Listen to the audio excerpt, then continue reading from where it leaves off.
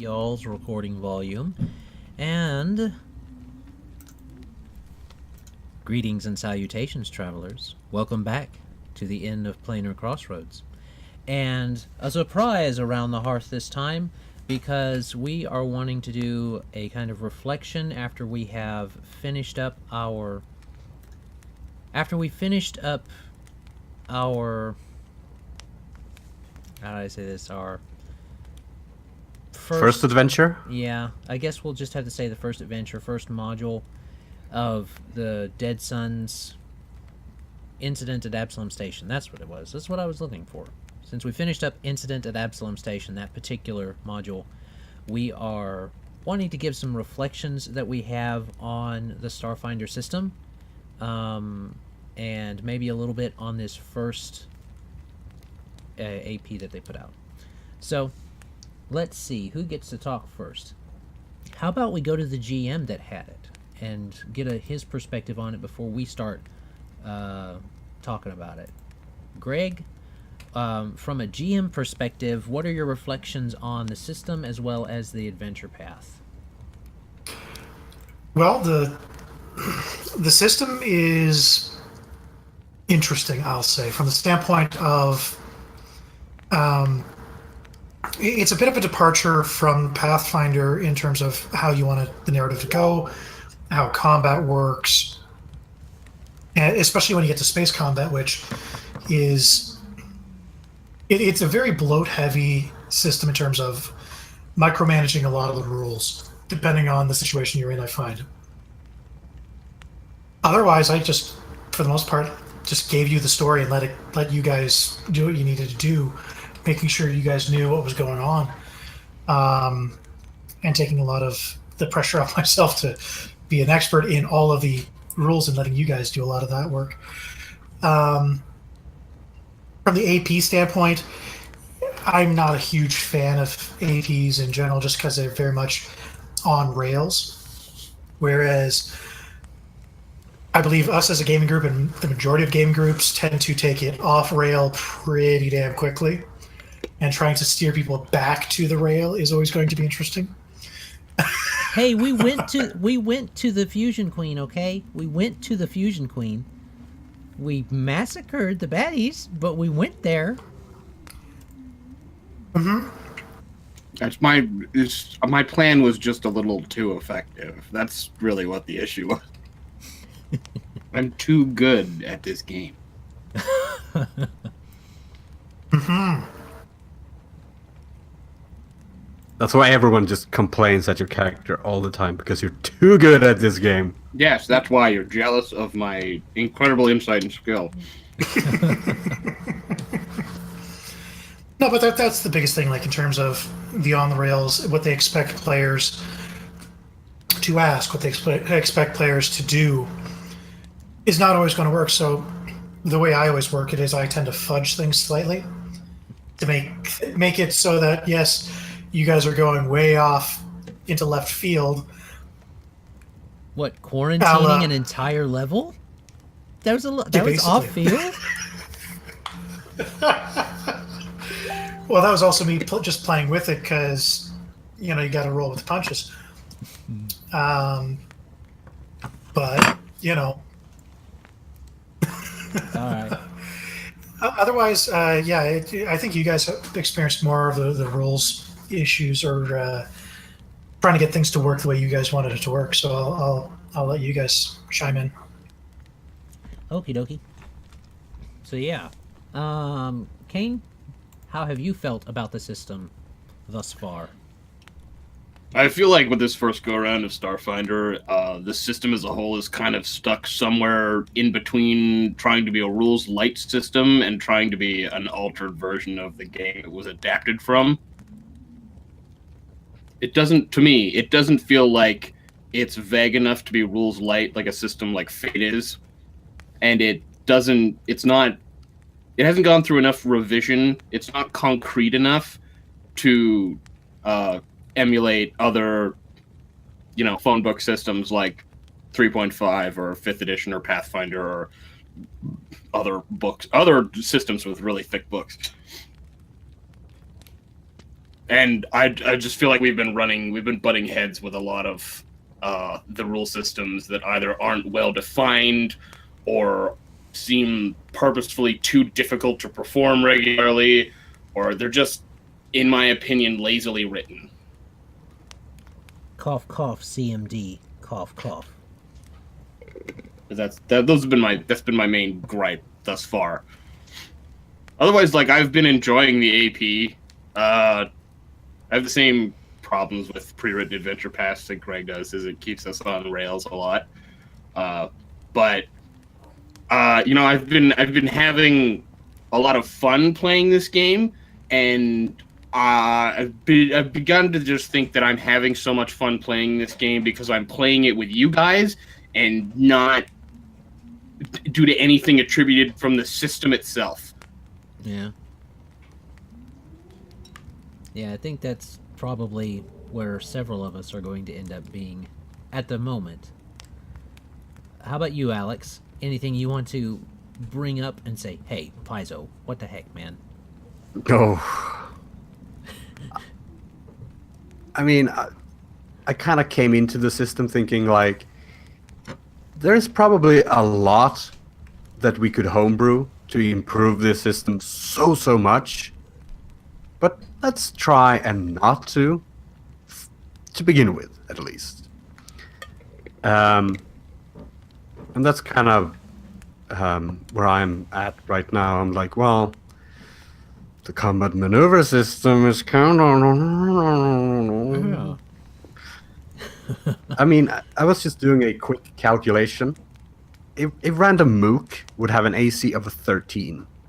He has a station wear suit, +1 to his key AC, and he has probably +2 to his dexterity.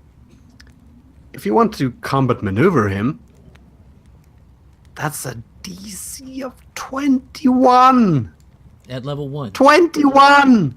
At Yeah. level 1! If you have a character with +4 strength, 1 base attack bonus, that's a +5. That's still really difficult to pull off. Even if you have the feat, that gives you a +4 against that +8. That's still only a +9 against the 21. It's ridiculous. You can't pull off combat maneuvers in this system. It's just not built for it. I think for some reason they were afraid that they would get out of hand or something like that, but I've never seen combat maneuvers get super out of hand anyway. Especially when there's going to be lots of monsters that are going to be immune to tripping and immune because of multi-leg, or not even walking, or things like that. So, I don't know. Yeah, and especially Trip, that has been nerfed from Pathfinder because it doesn't provoke attacks to stand up. Yeah, which is something I'm not. I'm both happy and unhappy that that is a thing, because on the GM side, it means the bad guys can just get right back up, but on a player side, you're no longer motivated to trip somebody because it means nothing. It doesn't do anything. Yeah. It just stops their movement. Whoop-de-doo. They probably, if they were a soldier, weren't going to move anyway. They wanted to be right where they were so that they could smack your face if you're close enough to trip. But not to delve too much into combat maneuvers, I think overall the system is interesting, but I think the skill checks are too difficult overall.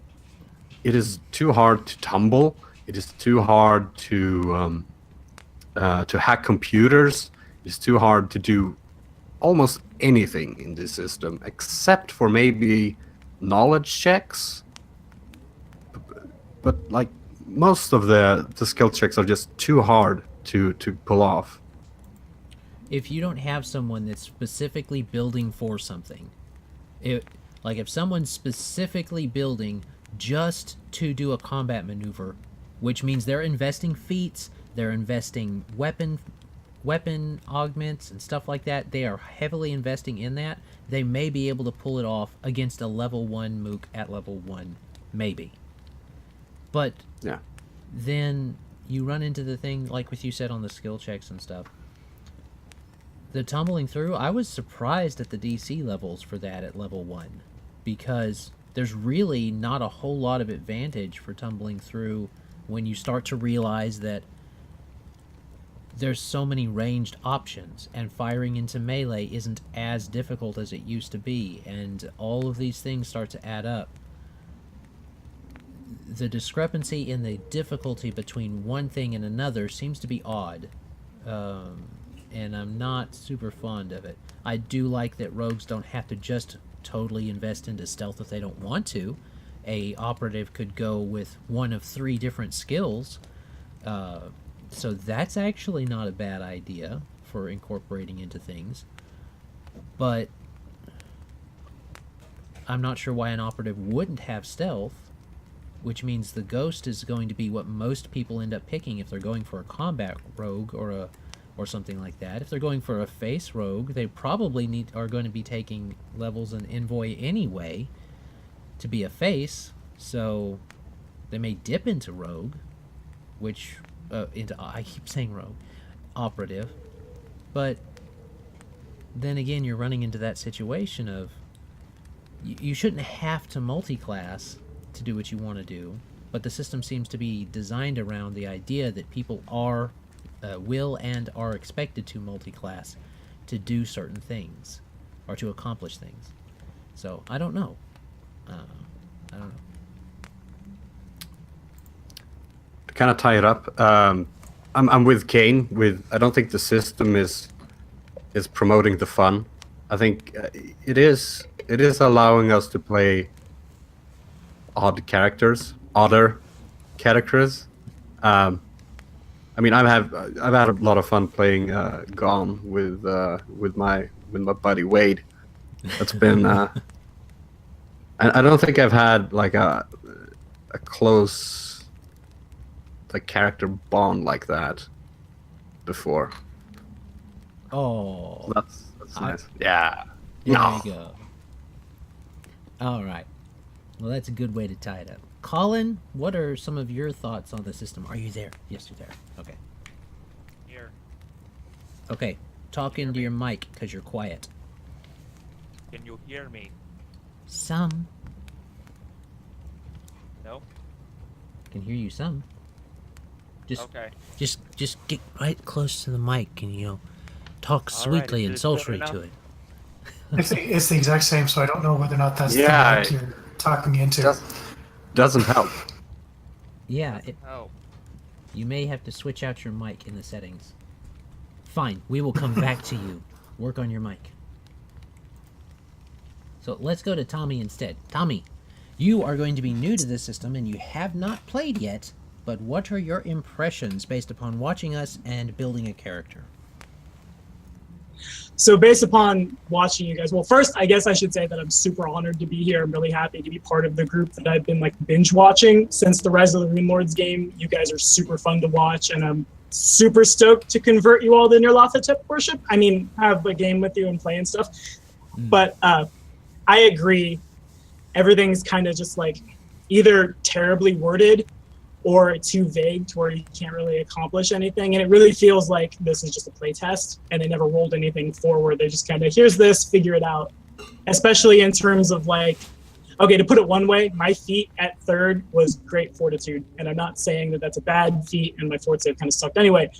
But I wanted to choose that because there was nothing else worth choosing really. And from the point of view of the guy who likes the crunch, this system is kind of, I get we're trying to do the rules light thing, but we're missing out a lot. And then also in Starship combat, it feels like they didn't think that out far enough. Because from what I've seen and from what I've read, everybody has 2 actions depending on what part of the ship you happen to be sitting in, and there's not a whole lot of room for improvisation or creativity. Even it's just target this, shoot that. And then he targets you, shoots you, and then la la la la la la. The person piloting the ship didn't even stay in the seat because it's that pointless, from what I gathered, to actually be piloting the thing. So it's just I think maybe in a year or so when we have Starfinder 2.0, if this rolls forward, then it'll be something to watch and it'll be interesting to see what they do with it. But I kind of feel like Paizo is betraying the 3.5 crowd that all just kind of went to Pathfinder by making this rules light. That said, the only I really like that what we essentially have in culture is now we have knowledge local equals linguistics, and now we have not essentially a dead skill to get languages. We're actually getting benefit from investing something to get a bunch of languages. And I might house rule that in my Pathfinder games that knowledge local gets you languages as well as linguistics. I don't know, I'm not quite sold on that yet.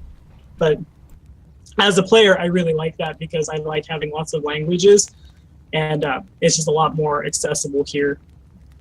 It will be interesting to see, I'm playing an operative and I'm going to try to face my face off, but I'm also playing a ghost. So I don't know anything about the DCs and what they are. It feels like bluff DCs are a lot smaller than what they used to be because the sense motive check, and in the rules, it only comes into play if they think you're lying. And I don't know if that's how it was in Pathfinder. I don't know. But it's definitely going to be something fun to do. And like Kane said, the game is more fun when you're hanging out with your friends and stuff. So no matter how I might personally feel about how they're doing this, that, the third wrong, it's still going to be fun. So Yeah. That's pretty much, as an observer, that's all I have to say. All right. And I would definitely, I think we mentioned this, Kane also mentioned this idea too of it feeling a lot like a playtest. I think a lot of us are kind of feeling that way. And then that's just kind of, it is kind of weird that they've had this much time because they knew they were going to do something. This isn't something that just sprung on them in a year or in a couple years.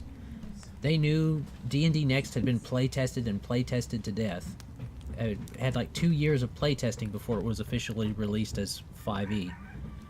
They've got the resources with Paizo to do that. I don't know why they didn't, but apparently they didn't.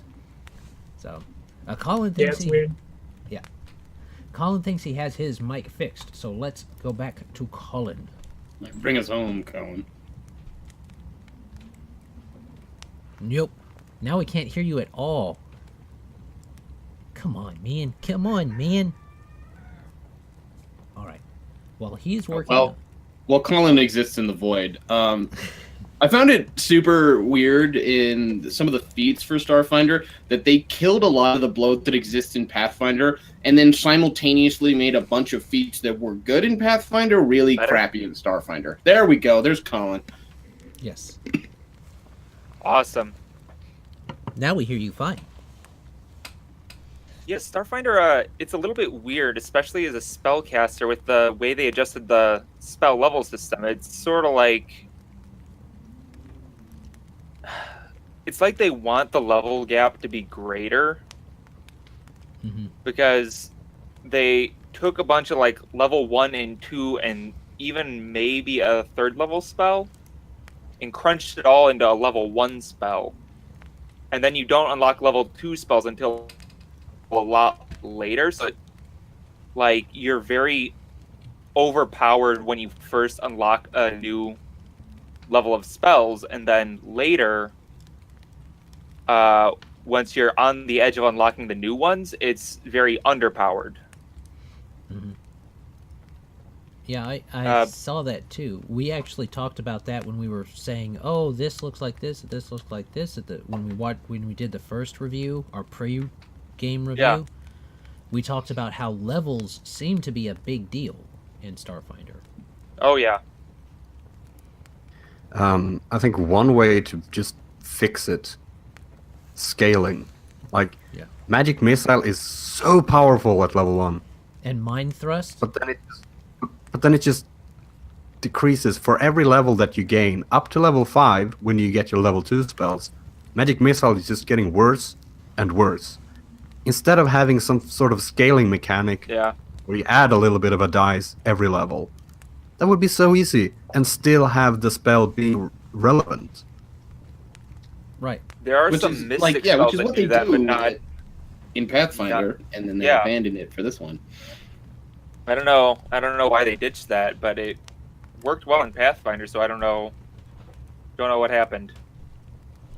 Yeah, there were a lot of odd design decisions, and that's why I think a lot of us feel that there is that playtest feel to this thing. It's Yeah. you've got a lot of stuff going on, a lot of stuff looks nice, a lot of stuff looks good, but there's that rough around the edges type of situation going on that you just can't look past. Once you've played a few sessions with it, you start to see those edges. You kind of go from the middle and start going out and start pushing those boundaries, and then you realize that the boundaries just kind of cut off jaggedly.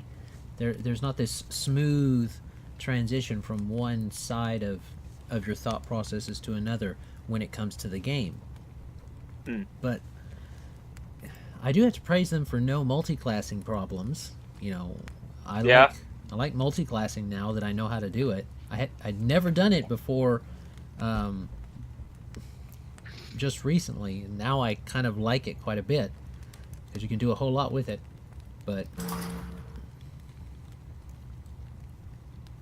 You're still being punished though for multiclassing because of the necessary bonuses you get at level 3 and whatever it is, 5 and such. It would be nice if they could smooth that out a little bit at least, because multiclassing is a lot of fun, but it sucks to be punished for it. yep. I find the multi-classing in this very similar to how 5e did theirs, where you basically have to determine how much are you willing to sacrifice in order to get the extra abilities. And I think they're almost as mean about it as 5e did it. It's true. You do get to lose some things. I like multi-classing. At least you don't lose skill points.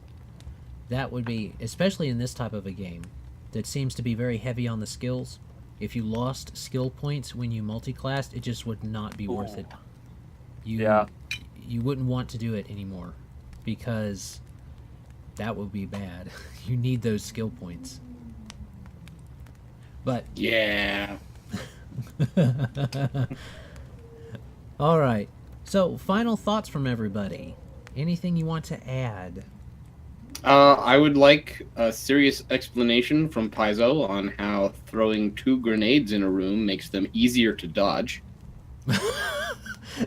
Oh, really? Oh. Yeah, that's when Alex was suggesting the quick draw feat to me so that I could throw 2 grenades in a room on the same turn because I'm playing a bombard soldier. Almost called him a fighter. A bombard soldier. The penalties you apply to your attack rolls also apply to the DCs to avoid or take half damage on your grenades. So any penalties you take to attack affects the DC of the grenade. So that means if I quick draw to full attack with a pair of grenades, or if I throw the grenade farther than the 20 feet or the 35 feet in Rod's case, that it makes up their first range increment. So throwing 2 grenades in a room at the same time makes them easier to avoid, and so does throwing them farther.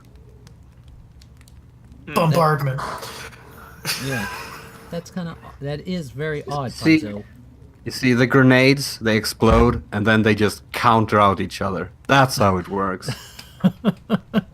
Yeah, because that's how grenades work. Because, like, heaven forbid I have to, like, Hail Mary that sticky bomb we picked up down a hallway to stop someone. It's not going to work. It's not going to work, because when you throw glue too far, it fucking expires, apparently. I don't know. It reaches its expiration date in transit.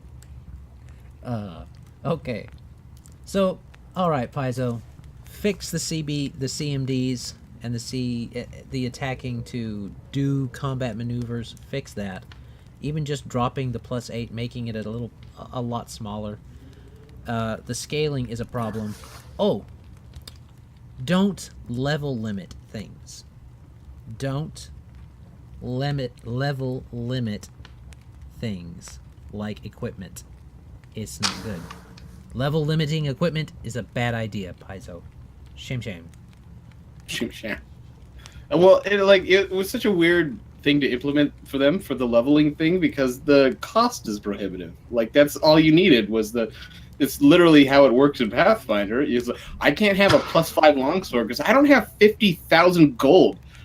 Yeah, and they're not giving you a whole ton of credits to start with anyway. We've made it through the AP, and we only have credits enough for the things that are appropriate for their buying limit already. So what's the big deal, Paizo? Why put that limiter on your level caps anyway?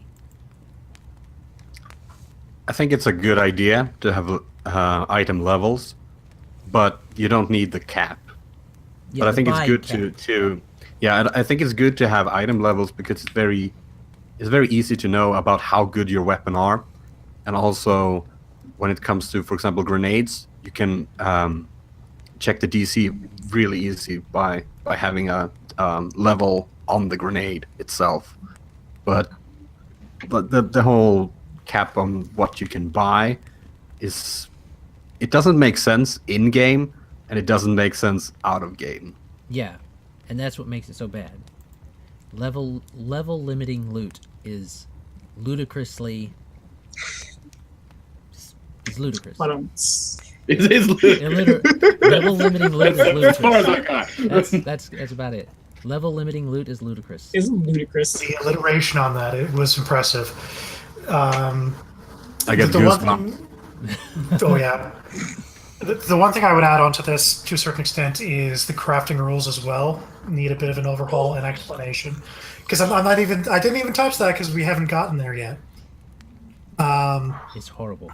But as the person running it, I want to house rule a lot of things in this. Yeah. I mean, if they threw UPB at you, like just a whole crap load of it, I could see crafting being more useful, but But then you would just trade it for credits and buy it instead. Yeah.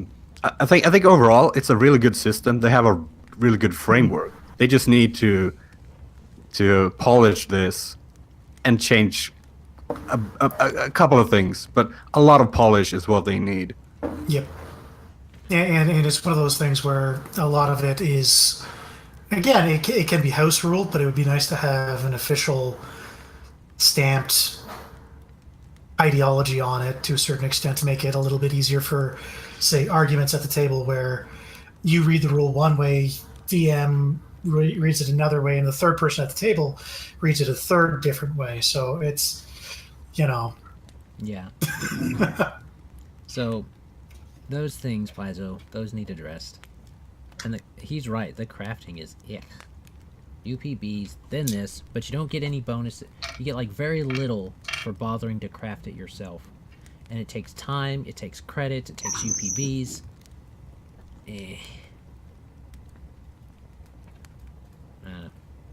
Alright. Well, that is mainly what we wanted to get across, I guess. Any more final thoughts from, let me see, Colin or Tommy on the system? I guess if I had anything to add, I would say I agree the item level thing is just like it's stupid and there's no reason to do it. But I'm thinking the reason they do that is for like newbie GMs that don't know what they're doing, and then they think it's gonna be a great idea to hand out jillions of credits to their players, and then suddenly they're all running around with like mega gravity cannons or whatever, and here come like 12 D20s or whatever it is you roll. I don't know what you roll, but I know it's crazy. I guess that's what they were thinking, but at the same time, I agree. The paywall, like, that's why we play tabletop games, right? We don't want the paywall. We're not trying to play Battlefront 2. We're trying to do this, and we expect to get away from that here, and it's kind of disappointing. Also, I have to say, and I agree with Kane on this one with full attacking with grenades, it really sucks what they did to characters that want to full attack or two-weapon fighting. And then, like, by that same notion, one of the core races has 4 arms. I really enjoy that kind of fighting. And, like, there's no real... I understand the neg, and you're probably going to miss. And to my understanding, all the weapons are critting 20 times too. So it's not like my Kasapa soldier is going to be rolling around with, like, 4 scimitars and just crit fishing all day. But I totally would, though. I totally would. Yeah, oh, yeah. Eventually, I'll build a Kasapa in Pathfinder. But it just... Isn't it like a neg 8 or something like that if you try to full attack when you use more than one weapon? I don't remember what it is. It's crazy. Yeah, there's a feat called multi-weapon fighting. Multi-weapon fighting in Starfinder reduces the penalty to -4 to full attacking with multiple weapons to -3. That's what it does. That's That still pitiful. seems really rough. Or Yeah. if you're using 4 small arms as a Kasatha, there's a feat to allow you to do that. I Usually, think it at -2. it lets you treat small arms as having the automatic weapon property. So you just turn yourself Right. into a machine gun, essentially, right? Yeah, but with laser pistols. Mhm. So And that's kind of cool. I had it in With my head that I was dirty going to play. laser pistols. Yeah, I had it in my head when I first was rolling up that I was going to play a. I can't think of what they're called. The little Stitch guys. Skitterman. Skittermanders. Yeah, I was going to play a Skittermander soldier and just bust down all the doors with laser pistols, screaming bloody murder and shooting everything.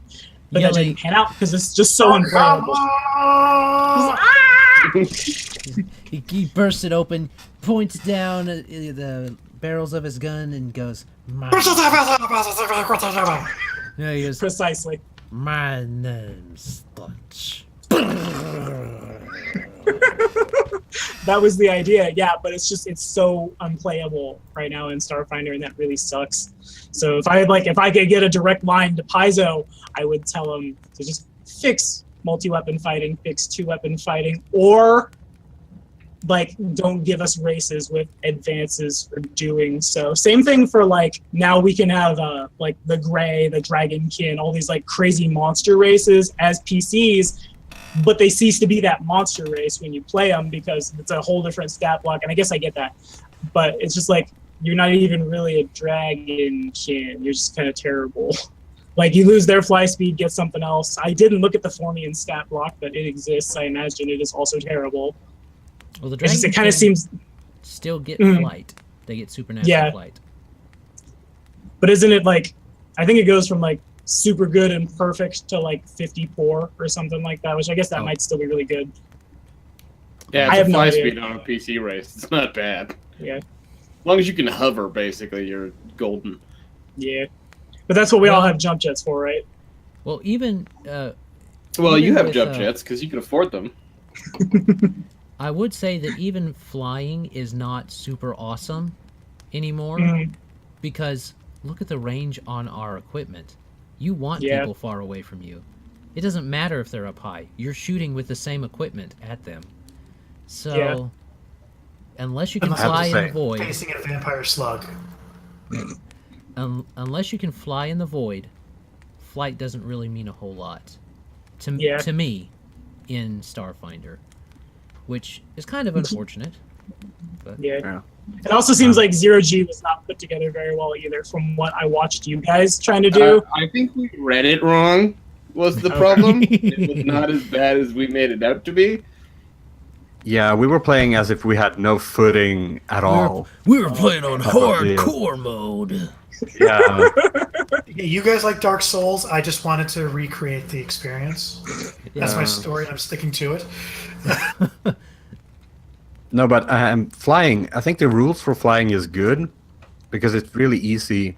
In Pathfinder, it's well, you can turn 40 degrees this way. It's very abstract and difficult to pick up.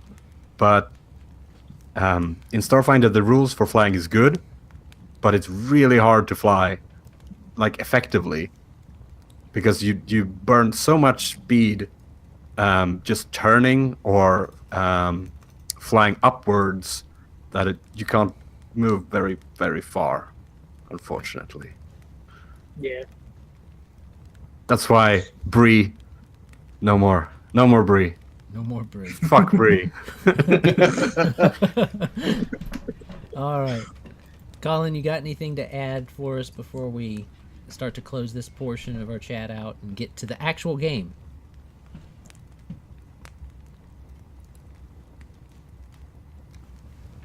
Nope. Do, do, do, do, do, So- do, do, do. Well, he shook his head, so I had to watch his thing. I had to watch his still. All Yeah, right. no, I got nothing. It's fun to play, but it needs polish Oh yeah. for sure. Yeah, I will agree with Alex, however, on the level, the item levels on the grenades. When it comes to calculating the difficulty class check on an item, the levels make sense, but otherwise I don't understand the purpose of them. You also have to deal with item HP and stuff. You're going to be sundering crap. Yeah, nobody's hardness. No one is sundering, but if someone were, it would be easy to calculate it because you have item level. Here's the problem. You know what sundering is? It's a combat maneuver. Yeah, and somehow your armor is protecting your sword from being damaged. Yep. Just as it protects you from me giving you a hug. All right. Well, everyone, we hope you enjoyed hearing us ramble and rant and also just talk about the Starfinder system, our experiences with it. And please do understand, Paizo, if you do end up watching, which I don't really think you do, because the views say you don't. Shame, Paizo. We like the system framework, like Alex said. We like the system framework, but that's what it feels like. It feels like a framework, and my beef is you charged full price for a playtest framework. Not very happy about that. Yeah, I'm glad I didn't spend money on this. Yeah, I did to get the physical book and to get to have it and all of that, but until there's some errata to fix a few things or something along those lines, or a second printing where you guys fix things, I would suggest, and this may just be me, but I would suggest not buying the physical book.